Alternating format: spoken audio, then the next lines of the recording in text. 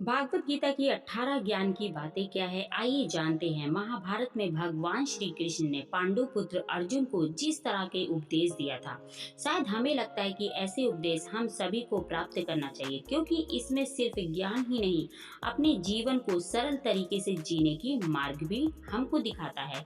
इंसान की क्रोध से बुद्धि जो होती है वो भ्रष्ट हो जाती है। बुद्धि भ्रष्ट हो जाने पर तर्क करने की इच्छा होती है, लेकिन हर मनुष्य का लोभ, कामना, वासना, इन सभी चीजों से मुक्ति दिलाता है भागवत गीता।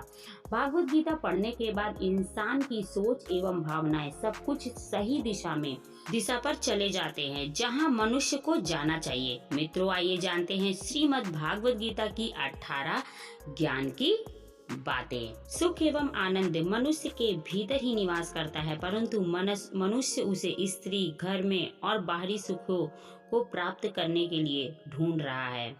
श्री कृष्ण कहते हैं कि भगवान उपासना केवल शरीर से ही नहीं बल्कि मन से भी करना चाहिए। ईश्वर का वंदन उन्हें प्रेम बंधन में बांधता है। मनुष्य की वासना के लिए ही उसके पुनर्जन्म का कारण होती है। इंद्रियों के अधीन हे मनुष्य, इसलिए जीवन में विकार और परेशानियां आती हैं। अपने को धैर्य, सदाचार, स्नेह और सेवा जैसे गुण सत्संग के बिना नहीं आते। श्री कृष्ण कहते हैं, जिस प्रकार शरीर से वस्त्र मैले होने पर बदलते हैं, ठीक उसी प्रकार मन में यानी हृदय में मैल होने पर उसे भी निकाल देना चाहिए। जवानी में जिसने ज्यादा पाप किए हैं उसे बुढ़ापे में नींद नहीं आती। उस बात से बताते हैं, भगवान ने जिसे संपत्ति दी है उसे गाय रखकर सेवा करनी चाहिए, इससे भगवान प्रसन्न होते हैं। जुआ, मदिरापान, पर स्त्री गमन, अनैतिक संबंध, हिंसा, असत्य, मद, आसक्ति और निर्दयता, इन सब में कलयुग का वास है। इसलिए इसका और एक नाम है घोर कलयुग।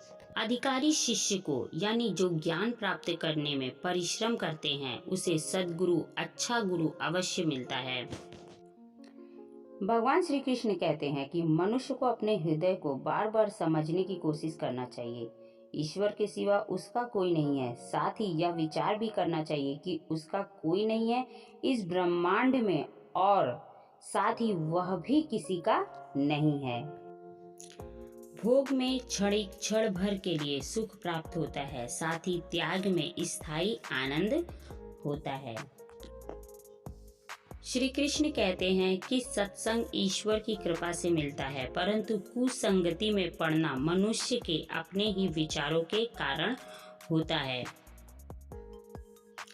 लोभ और मोह माया, किसी से अधिक लगाव पाप के माता पिता कहा जाता है। साथ ही लोभ पाप का बाप ही है।